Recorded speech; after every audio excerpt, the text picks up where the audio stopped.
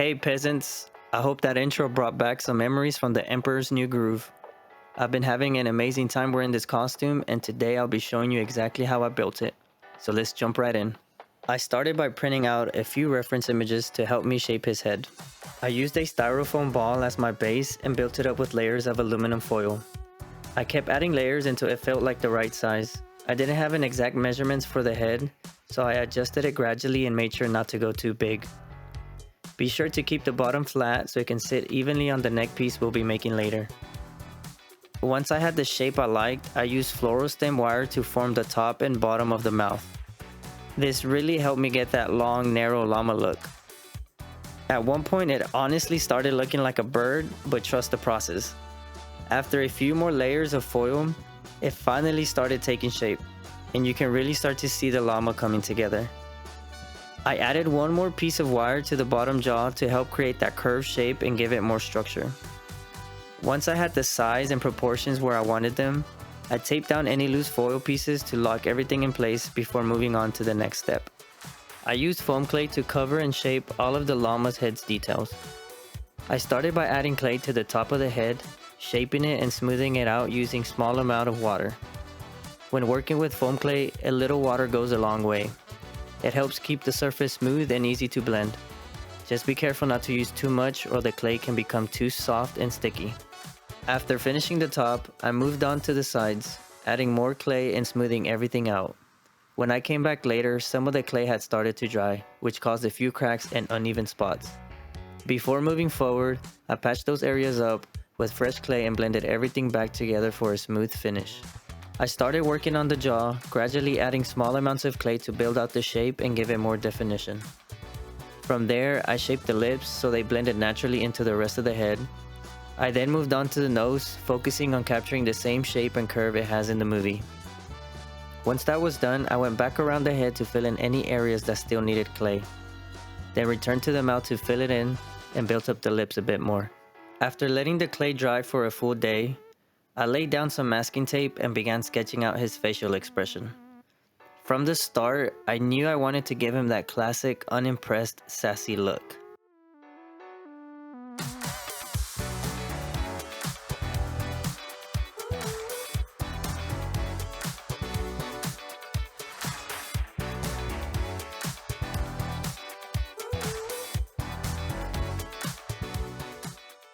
Once I was happy with the sketch, I carefully peeled it off and saved it for later.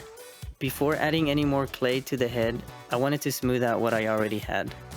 I gave it a quick sanding, starting with the lower grit to take down the rough spots, then switched to a finer grit to clean up the surface before moving on. After sanding, I noticed a few spots where I had actually sanded down to the aluminum foil. I didn't want to cover those areas just yet, so I decided to move on and start shaping the eyes and eyebrows instead. I taped the sketch back onto the head and carefully traced around the eyes with my knife, making small light cuts to guide the shape. After I peeled the tape off, I started shaping one of the eyes, building up the clay to give it more dimension and make it stand out from the face. I used silicone sculpting brushes to smooth and round out the edges, and after a few small adjustments, I finally got the shape I was happy with. Next, I sculpted the under eyelid to give it a more realistic look, then added the upper eyelid to bring the whole expression together. And here's how it looks while I let it dry out. I then flipped the masking tape over and attached it to the other side, matching the placement as closely as possible. I spent some extra time sculpting the second eye to make sure it lined up perfectly and looked identical to the first. I then came back to the mouth to add his tongue. I sculpted the basic shape in my hands first, then placed it inside and gently pressed it down to secure it. I added a bit more clay in the back to join everything together. Using a little water in my sculpting brush, I refined the shape and added an indent down the middle to make it look more realistic. For the teeth, I rolled 2 small pieces of clay and pressed them into a more rectangular shape. Using my fingers, I refined them until they looked like teeth, then joined them together before placing them inside the mouth. I added a bit of clay around the base to form the gums, which really helped everything blend in and look more realistic. And here's a close-up of how it all turned out once I was done. I laid down some plastic wrap and started shaping his eyebrows on top of my sketch as a guide. This part took quite a bit of trial and error because I really wanted them to come out a certain way and match the exact expression I had in mind. While the clay was still soft, I attached the pieces to the head, using small amount of water to help them bond and adjusting the shape until everything looked right. This was the moment everything really started to come together. Once the eyebrows were in place, he finally had that classic Cusco attitude. With all the sculpting done, it was time to do a final cleanup before priming and painting. I did another round of sanding to smooth everything out, but you can still see a few imperfections here and there. At this point, I had spent so much time sculpting his head that I was just ready to move on. I didn't take the time to fix those areas where the aluminum foil was showing through, and that ended up being one of my biggest mistakes. I should have fought through it because it actually took me a lot more time to fix those imperfections later on. I used an entire bottle of white Plasti-Dip, waiting about 30 minutes between each coat. I was hoping it would help cover up some of the flaws, but honestly, it didn't do much. I forgot to record the first time I painted his head, but here's how it looked afterwards. And you can really see how rough some of those imperfections are up close. Once the costume was finished, those flaws were impossible to ignore. So off camera, I masked everything except for the face and used Quick-Seal caulk to fill in the cracks and uneven spots, smoothing it out with a little bit of water. After it dried, I sanded everything down again and gave it another round of brown spray paint. These were extra steps that could have been avoided earlier, but they made a huge difference in the final result. Once that was done, all that was left was painting in the facial details and sealing everything with a matte clear varnish.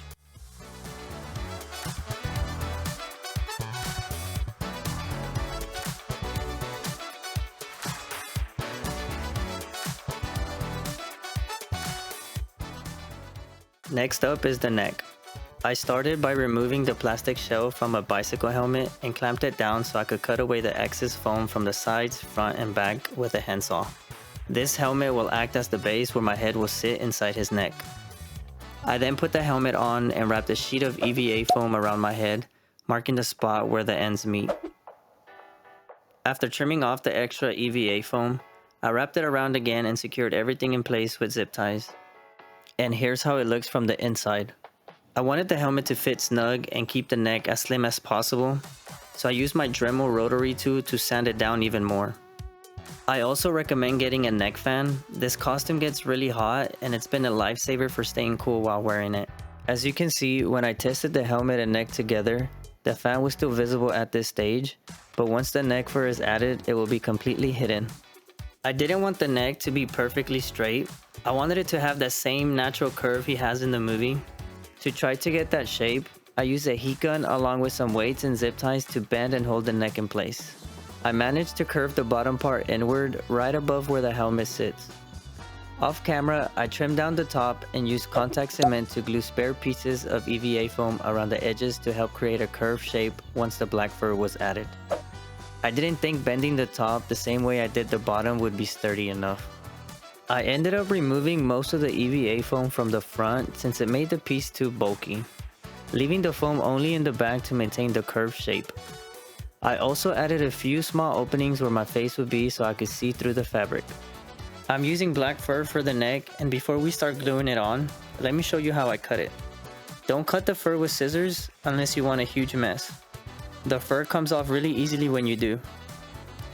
Instead, use a sharp utility knife and cut from the back side of the fabric. You don't need to press all the way, just score the backing, then gently pull the pieces apart. You'll notice how much less fur comes off this way. I wrapped the fur around the neck to mark where it needed to be cut. Be sure to leave extra length past the neck for Cusco's signature rectangular piece that hangs in the front. I brushed contact cement only on the neck. Let it dry for a bit, then press the fur on top, working in sections until it wrapped all the way around. I originally planned to glue the head to the neck with contact cement, but that didn't work. It ate through the paint and it wouldn't hold. Instead, I decided to drill 3 holes into the head and glue dowels into the neck for added support. For the neck, I trimmed it down more and then filled the top with EVA foam, gluing pieces around the inside until it was completely packed. That gave me a solid base to drill into and help support the dowels. I test fitted the head and adjusted the holes until the measurements were just right, making sure it sat properly on top of the neck. I glued the dowels in place using contact cement while making sure the head was centered and aligned with my face.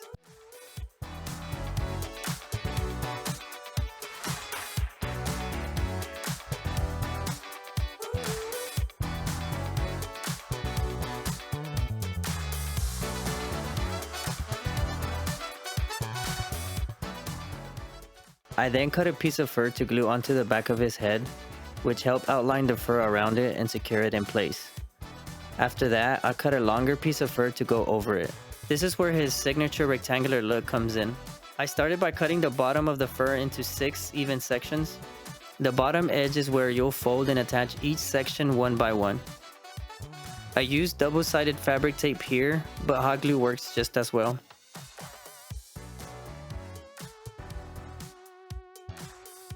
Once they were all attached, here's how it looks like. But before I glue that piece down, I needed to add the pointy patch of fur that sticks up from the center of his head. I started by drawing a pointed shape and cutting it out of EVA foam. Then covered it with fur using a hot glue gun. After trimming and cleaning up the shape with scissors, I hot glued it onto the fur at the center of his head. I then went ahead and glued the other piece I made earlier, and this is really bringing everything together. For the ears, I cut the basic shapes out of EVA foam, which gives them a lightweight but sturdy structure. To cover them up, I hot glued a light brown fabric on one side to match the inside of his ears, and black fur on the other to blend it with the rest of his head. After that, I securely attached both ears to the head, aligning them slightly outward to match Kuzco's expression in the movie. And just like that, his ears are done. I finished by trimming away any excess fur around the edges to keep everything looking neat. Now, I actually forgot to record making the rectangular fur for the front of his neck, but just like before, leave extra fur and use the same steps I did for the top. I made 2 pieces at first and added a third later. You're probably wondering how I'm able to see out of this costume. If you look closely, you can kind of see a face starting to take shape around the neck. I thinned out the area around my eyes with scissors, tried it on, and trimmed more until I was able to see comfortably out of the fabric. And here's a close-up of the head and neck all finished. If you've made it this far and are enjoying the video, make sure to hit that like button and subscribe so you won't miss my next build. For my llama suit, I started with the mock-up since it was my first time making a pattern and using a sewing machine. To do that, I used a fitted sweater and a pair of sweatpants, folding both in half and laying them on the fabric. I made sure the sweater overlapped the pants the same way it does when worn. For this mock-up, I used the cheapest fabric I could find, nothing fancy, just something to test the fit. I laid it down with the good side facing down and the bad side facing up, then smoothed everything flat before tracing. When you reach the armpit area, ignore the sleeves and draw your line where the sleeve seam ends. Then curve your line towards the hip. Make sure to account for any stretch that might happen when you're wearing your llama suit. For the legs, I made them slightly wider so we can give him that signature rectangular look later in the video. Once everything was traced, I added seam allowance before cutting. Since it was my first time sewing, I gave myself a little extra seam allowance. It's always easier to take away material than to add it back later. Then I went ahead and cut everything out. Remember, this is just half of the front, so you'll need to flip your pattern and cut the other half. For the back side, I repeated the same process, but this time I flipped both the sweater and the sweatpants the opposite way before tracing. I ran out of fabric, so I ended up using a bed sheet to finish the rest. Once you're done, go ahead and cut it out. Lastly, I traced down my sleeves. I went a little overboard with the size, but that's okay, this is just a mock-up. Once I added the seam allowance, I cut it out, repeated the same process for the other sleeve. Here's everything attached together. I know it looks a little ridiculous, but that's totally fine. This step is just to test your measurements and make adjustments before cutting into the real fabric. My biggest worry was sewing everything with the main material and realizing it was too small, and that's not something you can easily fix. Now that I know the pattern works, it's time to move on to the main fabric. But before sewing my mock-up together, I duplicated each pattern piece, the front, back, and sleeve, onto tracing paper. That way I already had clean copies ready to go when cutting the actual fabric. For the actual llama suit, I'm using this beautiful red fur. It's the perfect match for Kuzco's color in the movie. If you've been following along, you should have 3 pattern templates ready. One half for the front, one half for the back, and one for the sleeve. Before tracing, I laid out all of my pattern pieces to see how they'll fit best on the fabric. This really helps you save material and make sure the first direction runs the same way on every piece. You'll need to trace both the front and the back patterns twice to get the full pieces. They don't need to be placed right next to each other, so this gives you room to adjust your pattern to make them fit like I did. With the back side of the fur facing up, I traced half of my front pattern onto the fabric. I used a retractable knife with a new blade to cut out my pattern. It makes a huge difference. Take your time and use light, shallow passes so you don't chop through the fur. It takes longer, but it keeps your edges clean and prevents a lot more fur from shedding everywhere. Once you're done, you should have something like this. I then traced and repeated the same process to cut out another front piece and then 2 back pieces using my half back pattern.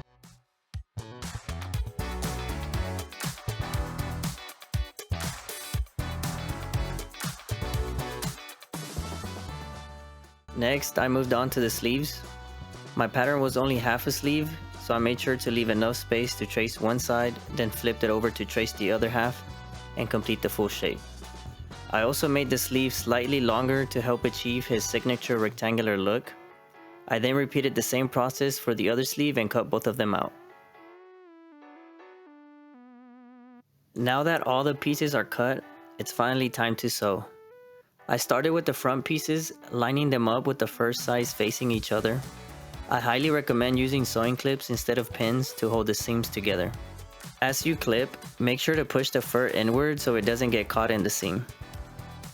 We're going to clip them together, stopping right at the crotch. I then took it to the sewing machine and used a zigzag stitch to attach them together. Once it's done, it should look like this. For the back piece, line them up with the first sides facing each other as well. Before clipping anything together, place the zipper along the back to check its placement and mark the top and bottom. Clip the fabric from the end of the zipper down to the crotch, then sew the seam starting at the end of the zipper to the crotch. Once it's finished, it should look like this. Next, I place the front and back pieces together with the first sides facing each other. Clip the front and back pieces together at the shoulders, then sew along the shoulder seams. Once that's done, it should look like you're wearing a poncho with the front and back pieces attached to the shoulders. Lay the llama suit flat with the fur facing down. Line up the center of each sleeve with the shoulder seam. Then clip the sleeve in place, working your way all the way around the arm opening. Once both sleeves are sewn in, it should look like this. It's time to clip together all of the side seams, starting at the inside of the sleeve and working your way down to the leg. Repeat this on the other side, then clip the inside of both legs together all the way up to the crotch. Once everything is clipped, take it to the sewing machine and it should be ready for a test fit. It looks a bit big on me, but that was intentional. I didn't want to risk making it too small, so I started with an oversized fit, knowing I could always take in the seams later. With some help, we pinned the suit and marked where the seams needed to be adjusted to give the bodysuit a more fitted look. I also folded the sleeves and legs to mark where I wanted the edges for Cusco's signature look. After making those adjustments and being happy with how the bodysuit fits, I moved on to the zipper. Make sure the llama suit is turned right side out with the fur on the outside. Then pin the fabric along both sides of the zipper to hold it in place. Repeat on the other side, and once everything is secured, take it to the sewing machine.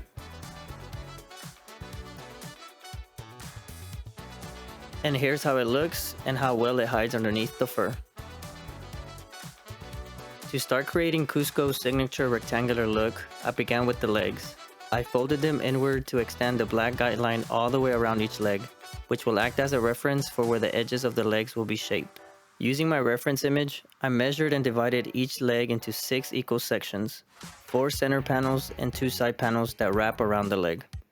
I marked the measurements with a white fabric chalk marker, then carefully cut along the lines, making sure not to cut through to the other side. I repeated the same measurements and markings on the opposite side of the leg to keep everything even. Once all of the sections were cut, I added double-sided fabric tape just above the black guideline. After peeling off the backing, I folded each panel inward and pressed it down, locking in that bold rectangular shape. Once the leg is finished, it should look something like this. Repeat the same process for the other leg and the arms, and you're done.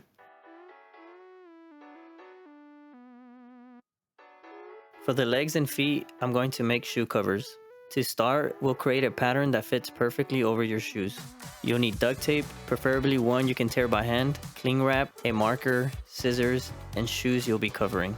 Choose simple, comfortable shoes without thick soles or big designs. That way the details won't show through the fabric. Begin by wrapping your leg and foot in cling wrap, making sure to wrap the bottom of your shoe as well.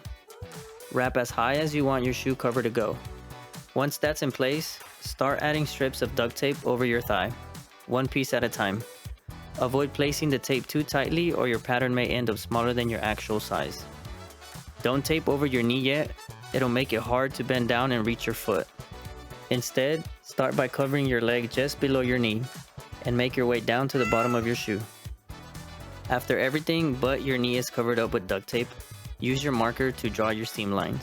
Outline around the sole of the shoe, then add one line down the front center and another along the back. Don't forget to add registration lines so you know how your pattern lines up later. Once all of your lines are drawn, finish taping up the rest of your knee and add the remaining seam lines. Next, carefully cut along the front seam line to remove the pattern, keeping the shoe inside so it holds its shape. Once it's removed, go back over the lines with the marker to make them clearer and easier to see. Then cut out each piece along the seam lines, trimming away any excess cling wrap. When you're finished, you should be left with 3 separate pattern pieces, 2 side pieces and the bottom section of your shoe cover. I traced my pattern onto the backside of my brown fabric. If your tape pattern looks a little wobbly or uneven, you can trace it onto paper first to create a cleaner final pattern. I initially cut my fabric without adding seam allowance, so don't forget to include that step. To fix it, I retraced the fabric piece, this time adding seam allowance, then cut it out again. After that, I flipped the piece over, traced it for the opposite side, and cut that out as well. Next, I traced the underside pattern of my shoe onto black fabric, making sure to add seam allowance before cutting it out. At this point, you should have something that looks like this. And if so, it's time to start sewing. Take the 2 main brown pieces of the shoe cover and clip them together along the front seam with the right sides facing inward. Since this is a stretchy fabric, set your sewing machine to a long narrow zigzag stitch. This allows the seam to stretch without breaking. Using brown thread, sew along the front seams to join the 2 halves together. Once that seam is sewn, open the pieces so the seam sits centered. Take the black fabric piece for the underside of the shoe and clip it along the bottom edge of the leg. Sew around the edges to attach it. For this step, I switched to black thread since brown would have been too visible on the underside. After that, close up the back of the shoe cover by bringing the back edges together and sew along the seam. Make sure to switch to the brown thread for this part. I then carefully slid the shoe cover over my shoe to check the fit. I tried mine on inside out so I could easily mark any areas that needed adjustments. Using my white chalk fabric marker, I marked where I wanted to take the seams in slightly to make the legs fit closer to my body. I took it back to the sewing machine, made those adjustments, and tried it on again. Once I was happy with the fit, I trimmed away the excess seam allowance so the seams wouldn't feel bulky. To finish the shoe cover, I folded over the top edge to create a clean hem, clipped it in place, and sewed it down. And that completes one shoe cover. Repeat the same process for the other leg using the same pattern. Just make sure to flip it so it fits the opposite foot.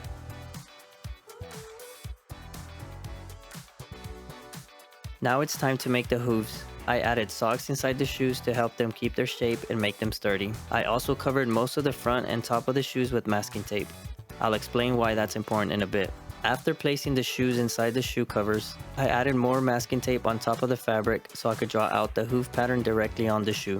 Once the pattern was drawn, I cut it out, traced it onto EVA foam, and then cut out all of the pieces.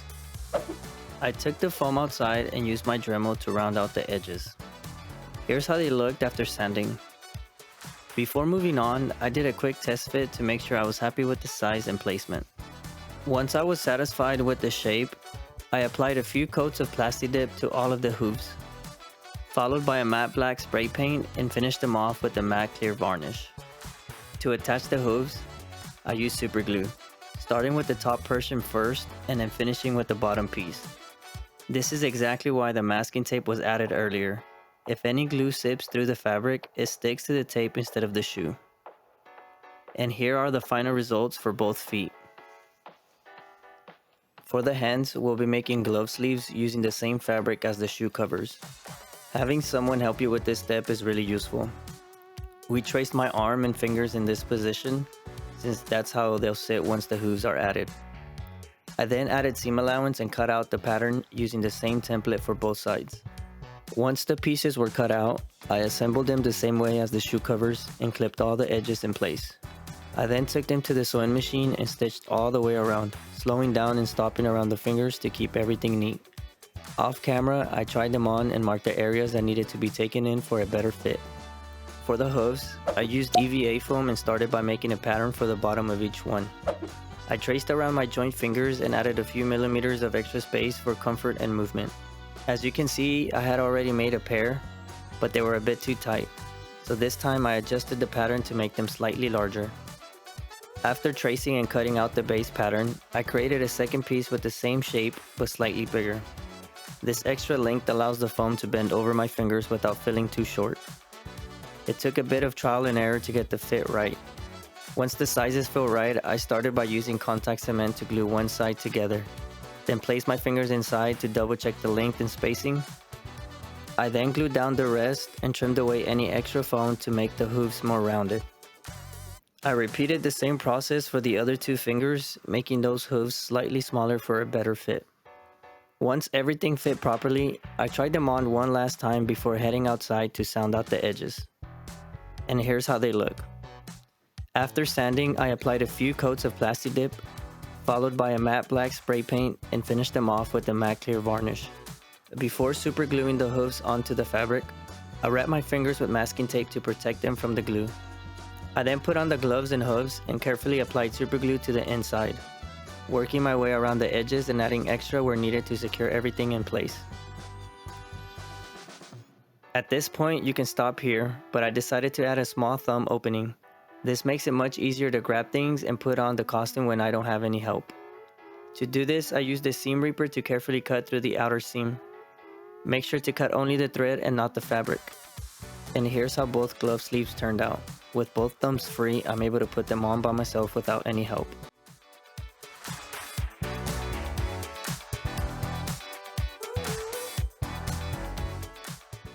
And here we are at the final step, making his tail. I started by drawing out a pattern and tracing it onto EVA foam, then flipping it over and tracing it again for the opposite side. I did this because the 4mm foam on its own is too flexible and wouldn't hold its shape. After cutting out both pieces, I used contact cement to glue them together. This added stiffness helps the tail keep its form without flopping to the side. After that, I hot glued one side of the tail onto the same black fur I used for the head and neck, then flipped it over and glued the fur onto the other side.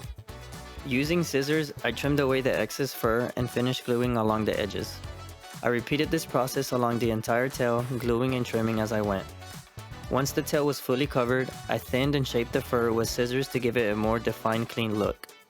To attach the tail to the bodysuit, I used 3 large safety pins. The fur hides them really well, making the attachment secure and nearly invisible.